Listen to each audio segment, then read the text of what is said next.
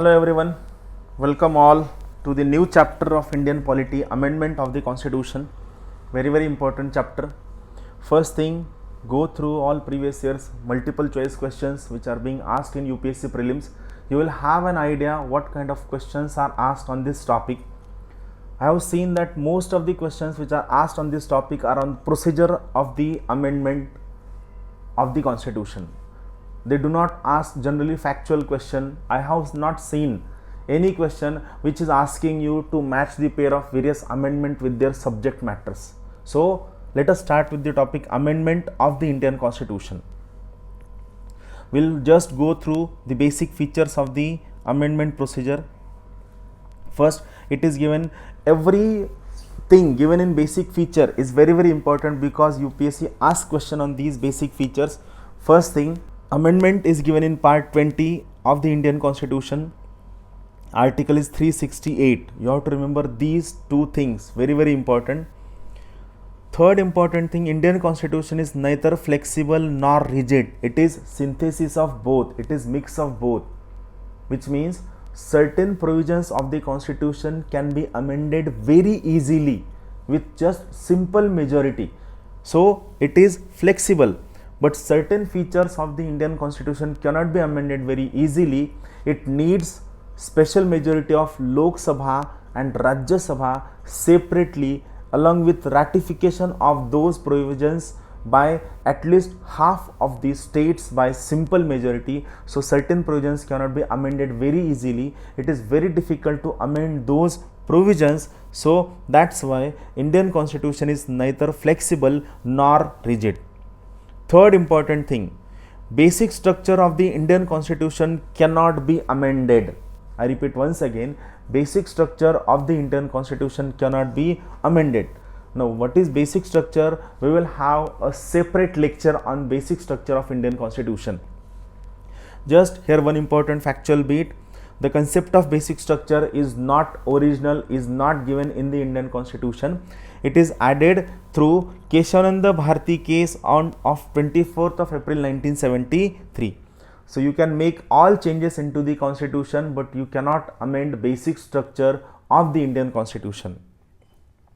Now, what is procedure for the amendment? First thing, the amendment bill can be introduced in any house, that is either in Lok Sabha or in Rajya Sabha, but it cannot be introduced in the state legislative assembly. I repeat once again, an amendment bill cannot be introduced in state assembly.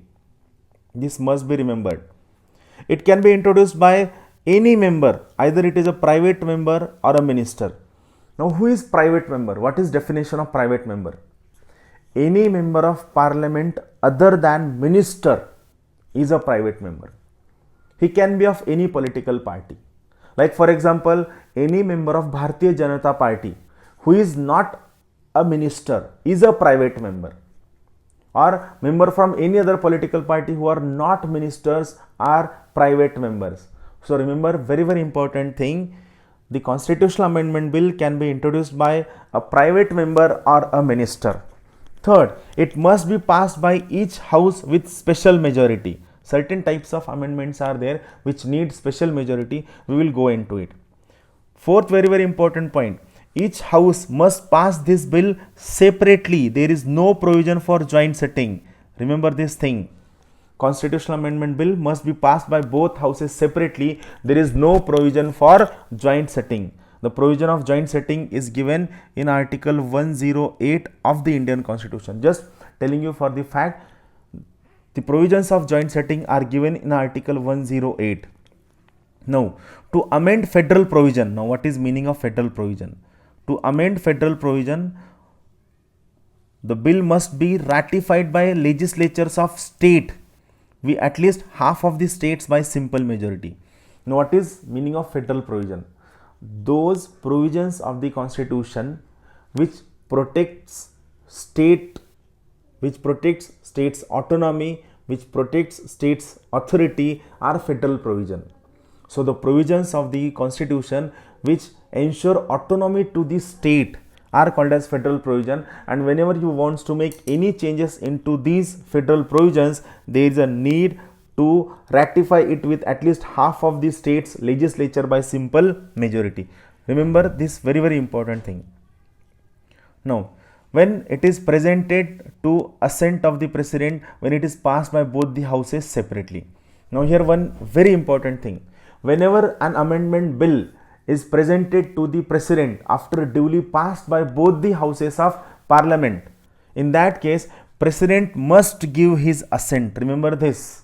President must give his assent. He cannot withhold assent. He cannot return that bill back for reconsideration. As per 24th Amendment Act 1971, President must say yes to that bill, and once it is assented by President, it becomes an act. This is very important. You should remember. Now, what are types of amendments are there? Based on the majority required, we can classify amendment into the three types. One, it is by simple majority of the parliament. Second, by special majority of the parliament. And third, by special majority of parliament along with ratification by at least half of the state's legislature with simple majority. That is, at least half of the states should say yes to that bill. So these are basically three types of amendments are there: simple majority, special majority, and special majority plus half of the states saying yes by simple majority. Let us try to understand amendment by simple majority. So what it says here, you have to remember two important things. First thing, Constitution itself says those amendments made by simple majority should not be treated as amendment under Article 368 of the Indian Constitution. Isn't it interesting? So what it says those amendments to the Constitution which are made by simple majority should not be treated as amendment under Article 368. It is not compulsion. Those states, the parliament, if it wants to treat as amendment under Article 368, it can treat, no issue, but it is not compulsion. Why? Because normally we make just only cosmetic changes through simple majority.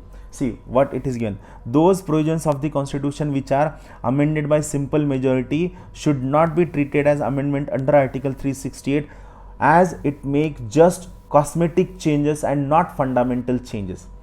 Like change in the salary of President of India. See, whenever there is inflation, the salary is going to change. If we make it amendment under Article 368, we will have almost millions, thousands of amendments shall be there. That's why no need to make these changes under Article 368. The changes which we are going to make under Article 368. Examples of simple majority amendments are admission or establishment of new states, second schedule, quorum in the parliament, use of English language in the parliament, delimitation commission, fifth schedule, sixth schedule. These are certain examples. Now, second, by special majority of the parliament and consent of the states. Now, remember this thing. Federal provisions must have assent of at least half of the states, and at least half of the states must pass these federal amendment through simple majority. Federal provisions are changed by the second type, consent of half of the states by simple majority. Third, this is very important point for prelims. There is no time limit within which the states should give their assent. This must be remembered. There is no time limit within which states should give assent to the amendment which are involving federal provisions. Examples: election of the president and its manner. Now, why it is federal provision? Because state legislative assembly members, that is members of state legislative assembly, do take part in the presidential election. Extent of executive power of center and state. Why it is a federal provision? Because whenever we make changes into the executive power of either center or state, they are going to affect each other. Like for example, if we increase executive power of the center, so it is automatically going to decrease the executive power of the state. Or if we increase the executive power of the state, it is going to put an additional burden on the state in terms of financial and other resources. So in this case, whenever you are going to make changes into the executive power of center and state, you need assent of at least half of the states by simple majority. Third, Supreme Court and High Court. It is a federal feature of the Indian Constitution. We have integrated judiciary. Remember, we have integrated judiciary, that is, we have single judicial system for both center as well as state. So whenever you are going to make changes into the Supreme Court and High Court, it must be assented by at least half of the states by simple majority. Third, distribution of legislative power between the center and state. Fourth, any of the list given in the 7th schedule. 7th schedule has three important lists which you must remember. One is union list, second is state list, and third is concurrent list.